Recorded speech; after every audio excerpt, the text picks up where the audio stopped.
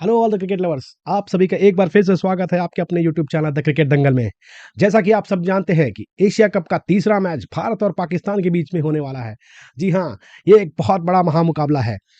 आप सब जानते हैं कि ये सिर्फ मैच नहीं बल्कि एक इमोशंस है लाखों और करोड़ों लोगों की।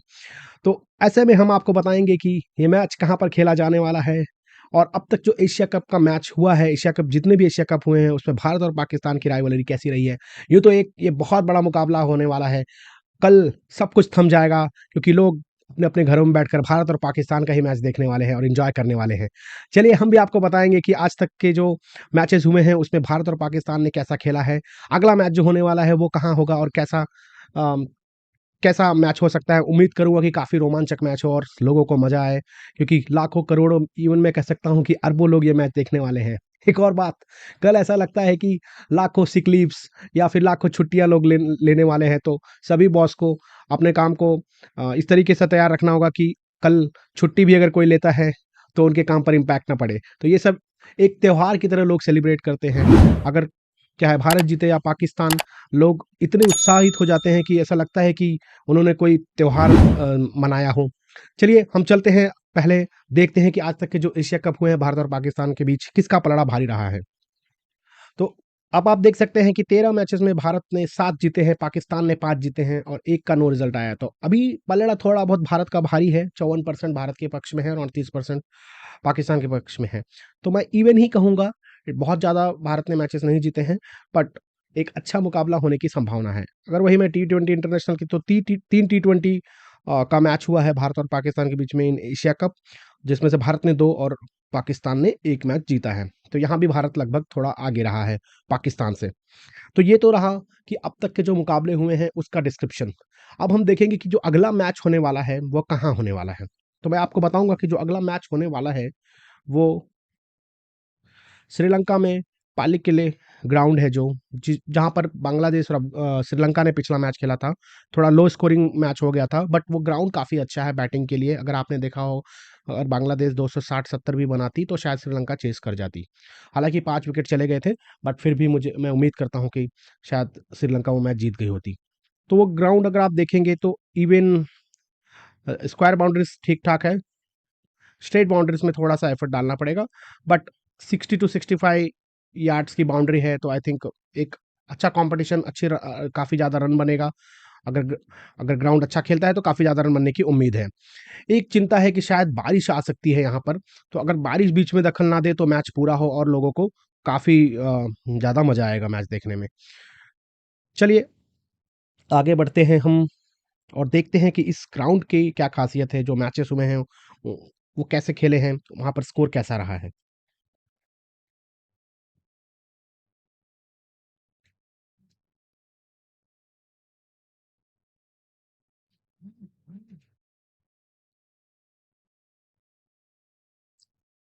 तो बिल्कुल 2020 से लेकर अभी तक यहाँ 9 मैचेस हुए हैं। आप देख सकते हैं कि नौ इस 9 मैचों का लेखा-जोखा। तो यहाँ पर आप देख सकते हैं कि एवरेज फर्स्ट इनिंग स्कोर 272 है। मतलब एक अच्छा टारगेट अगर भारत जो भी टीम पहले बल्लेबाजी करे, अगर वो मान के चलिए कि कोई भी टीम बल्लेबाजी करती है तो वो 272, मतलब मैं ये कह सकता हूँ कि 250 से लेकर के 300 का स्कोर बना सकती है। एवरेज सेकंड इनिंग स्कोर अगर आप देखें तो 237 है। तो इससे ये अंदाज़ा लग सकता है कि सेकंड स्कोर तो कम है, तो अगर कोई टीम 300 बना देती है तो 300 चेज़ करना थोड़ा मुश्किल हो सकता है। हालाँकि दोनों टीमें काफ़ी अच्छी है, दोनों में दोनों के बल्लेबाज थोड़ा फ़ॉर्म में हैं। जैसा कि बाबर आजम ने पिछले मैच में हमने देखा कि अच्छी सेंचुरी लगाई थी, तो इस लिहाज से हम ये भी कह सकते हैं कि 300 भी शायद छोटा स्कोर हो, बट ये पता चलेगा कि उस दिन ग्राउंड पिच कैसा खेल रहा है। अगर थोड़ा स्लो पिच होगा तो रन इतनी आसानी से नहीं बनेंगे, बल्लेबाजों को बहुत सूझबूझ से खेलनी होगी। अगर हम देखें इस ग्राउंड पर कि रन जो बने हैं फर्स्ट इनिंग में, तो आप देखेंगे ज़्यादातर रन 251 से 300 के बीच में बने हैं, 4 बार, और 300 से अधिक 3 बार। तो हम ये कह सकते हैं कि बैटिंग के लिए काफ़ी अच्छी पिच होने वाली है। और वहीं मैं अगर चेजिंग में देखूँ तो 5 बार 250 से ऊपर रन बन चुके हैं।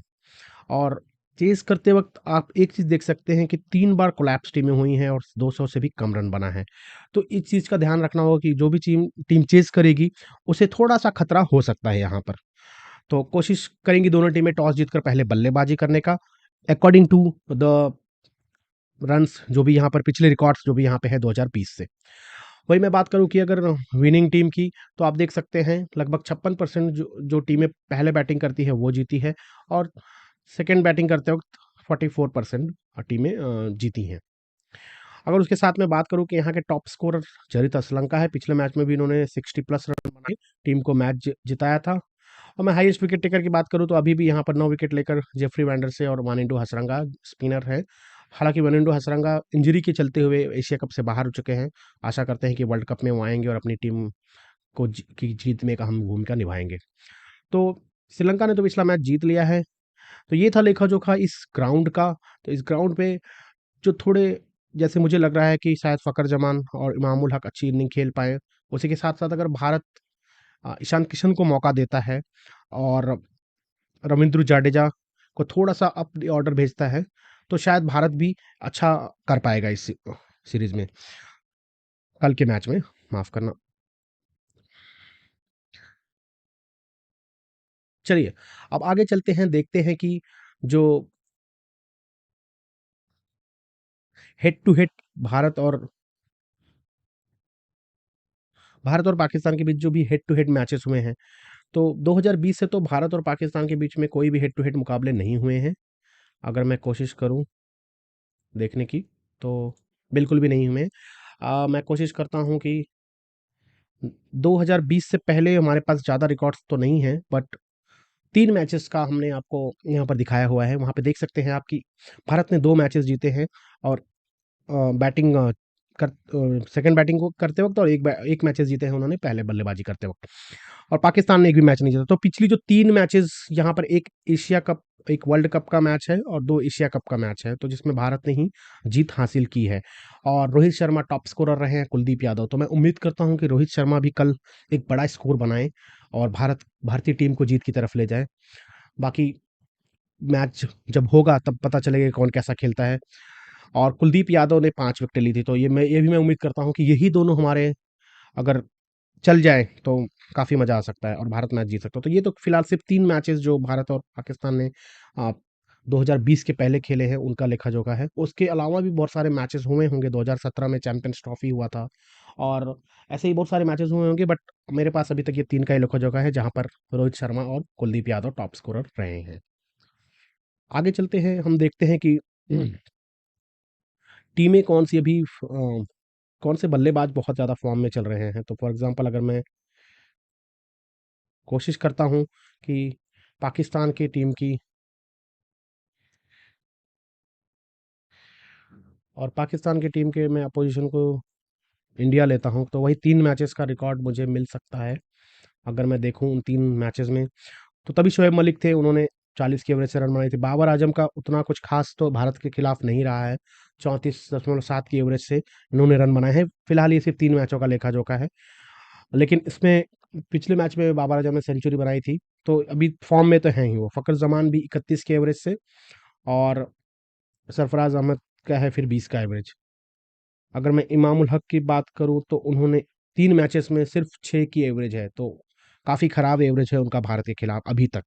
तो क्या इसे ये मिटा पाएँगे इस दाग को और अच्छा स्कोर बना पाएँगे, ये हम कल देखेंगे। लेकिन अभी तक अगर मैं देखूँ तो इनके तो जो टॉप परफॉर्मर रहे हैं वो फ्लॉप हुए हैं। यहाँ पर इफ्तिकार अहमद ने शायद भारत के साथ सिर्फ 2020 ही खेला है, तो मुझे लगता है कि वो अच्छा कर सकते हैं। और उसके अलावा आगा सलमान भी एक बैटर हैं। मोहम्मद रिज़वान भी शायद वो अभी तक खेले नहीं हैं वनडे इंटरनेशनल भारत के साथ, मुझे ये लग रहा है। तो उन पे भी थोड़ी-सी निगाहें रहेंगी कि वो कैसा खेलते हैं। बाकी बॉलर्स की बात करूँ तो मोहम्मद आमिर तो अब खेलते नहीं, फ़हीम अशरफ को ये मौका दे तो इन्होंने 1 मैच में 1 विकेट लिया है। उसके साथ-साथ मुझे लगता है शाहीन शाह अफरीदी ने भारत के खिलाफ 1 ही मैच खेला है, और कोई विकेट नहीं मिला था उन्हें। ये मैं सिर्फ़ 2020 के 3 मैचेस की बात कर रहा हूँ। तो शादाब खान को 1 विकेट मिला है 3 मैचेस में, तो उतना कुछ ख़ास यहाँ पर रिकॉर्ड अभी तक तो रहा नहीं है, लेकिन अब आगे आने वाले मैचेस में देखेंगे पाकिस्तान की टीम कैसा खेलती है। और वहीं मैं अगर भारत की बात करूँ कि भारत ने पाकिस्तान के साथ कैसा खेला है, तो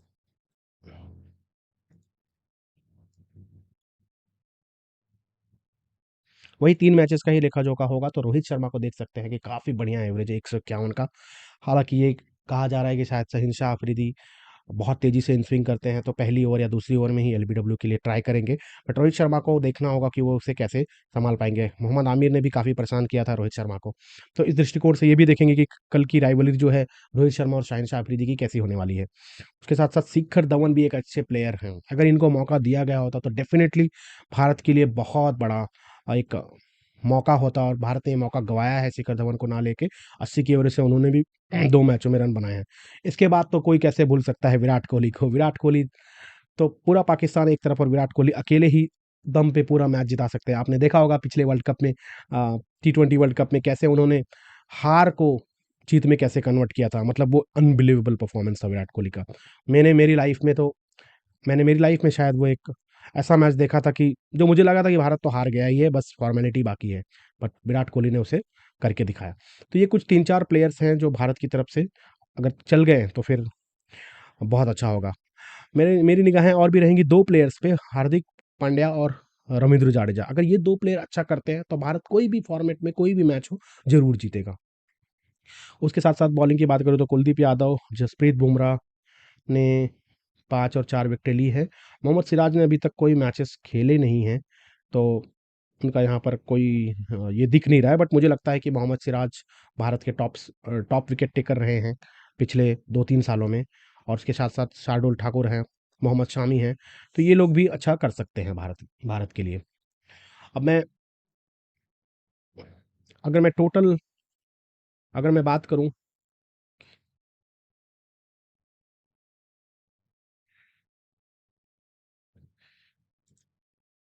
भारतीय बल्लेबाजों की या भारतीय बॉलर्स की पिछले 4 सालों की बात करूँ तो मुझे शुभमन गिल टॉप पर दिख रहे हैं, फिर विराट कोहली हैं, शिखर धवन जो कि मिस कर रहे हैं, शिखर धवन को लेना बहुत ज़रूरी था, हालाँकि इन्हें लिया नहीं गया है।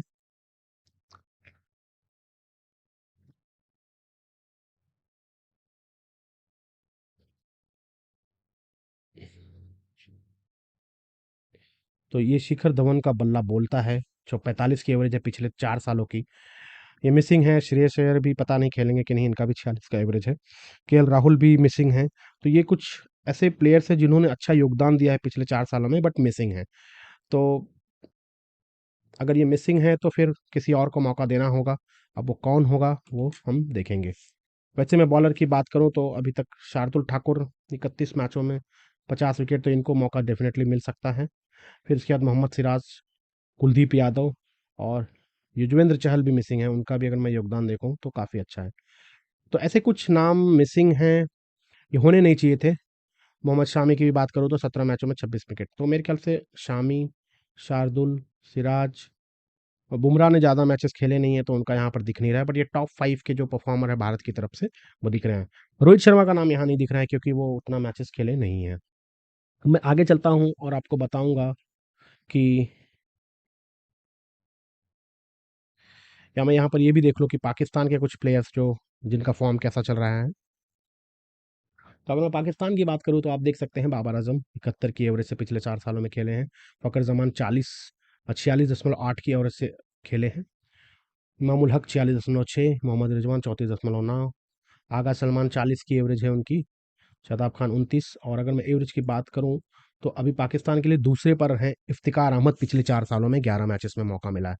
तो एक अच्छी मिडल ऑर्डर जो परेशानी लग रही थी शायद इफ्तिकार अहमद के आने से थोड़ा सी वो सुधरती हुई दिख रही है, क्योंकि जैसे मैंने कि बताया पाकिस्तान के टॉप 4 ही परफॉर्म करते हैं, बाकी लोअर मिडल ऑर्डर काफ़ी जूझता है। तो अगर इफ्तिकार अहमद अच्छी पारी खेलते हैं तो मेरे ख्याल से पाकिस्तान को काफ़ी ज़्यादा एज मिलेगा। तो ये पाकिस्तान के कुछ टॉप बैटर्स हैं जिनके विकेट अगर भारत जल्दी ले लेता है तो शायद ज़्यादा रन ना बना पाए।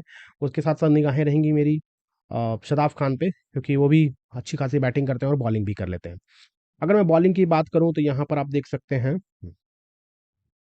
अ, हरीश राउफ, शहनशाह अफरीदी, नसीम शाह, मोहम्मद वासिम जूनियर, हालांकि उनको मौका नहीं मिल पाएगा, नवाज़ और शादाब खान। तो ये 4-5 बॉलर हैं। अब भारत के दृष्टिकोण से भारत को शुरुआत में नसीम शाह और शहनशाह अफरीदी को अगर 3-3 4-4 ओवर फेस कर लेते हैं, रन कम बनाते हैं, तो उसके बाद शायद बैटिंग आसान भी हो सकती है। तो ये तो था प्लेयर्स का परफॉर्मेंस पाकिस्तान और भारत की तरह भारत के भारत के प्लेयर्स का परफॉर्मेंस। आगे चलते हैं, हम देखते हैं कि क्या 11 बन सकती है पाकिस्तान की। तो अगर पिछले 4 सालों के परफॉर्मेंस की मैं बात करूँ तो मुझे ये प्लेयर्स दिखते हैं जो टीम का हिस्सा होने चाहिए। बाबर आजम, फ़खर जमान, इमामुल हक, हारिस राउफ, शाहिन अफरीदी, शादाब खान, मोहम्मद रिजवान, मोहम्मद नवाज, नसीम शाह, मोहम्मद वासिम जूनियर और इफ्तिकार अहमद। तो शायद वासिम जूनियर एज श्रीलंका में खेला जा रहा है, तो शायद मोहम्मद वासिम जूनियर को खेलने का मौका ना मिले और किसी जैसे कि आगा सलमान को दे सकते हैं, वो मौका दे सकते हैं, क्योंकि एक स्पिनर एक्स्ट्रा और एक बैटर भी एक्स्ट्रा हो जाएगा। मोर और लेस यही रहेगा टीम। अगर मैं टॉप 15 की बात करूँ तो आगा सलमान वहाँ पे आते हैं, तो इनको रिप्लेस करके शायद आगा सलमान वहाँ पर आ जाए। अब मैं बात करूँ भारत की, तो भारत के जो टॉप प्लेयर्स हैं, टॉप 12 प्लेयर, तो गिल, शार्दुल ठाकुर, विराट कोहली, शिखर धवन। हालांकि शिखर धवन को तो मौका नहीं दिया, तो ये हट जाएंगे, है ही नहीं इस गेम में। हार्दिक पांड्या, श्रेयस अय्यर, केएल राहुल भी अवेलेबल नहीं है, तो ये भी हट जाएंगे। कुलदीप यादव, मोहम्मद सिराज, रोहित शर्मा, युजवेंद्र चहल भी नहीं है, तो ये भी हट जाएंगे। तो अगर मैं आपको ठीक ठाक बताते चलूँ, तो ये नहीं है। मैं इसको फुल थोड़ा कर देता हूँ, स्क्रीन को थोड़ा फुल करते हैं ताकि हम देख पाएँ। बिल्कुल। और मैं टॉप 15 ले लेता हूँ, क्योंकि यहाँ पे कुछ प्लेयर्स हैं ही नहीं। तो मेरे नज़रिए से जो मैं सोचता हूँ,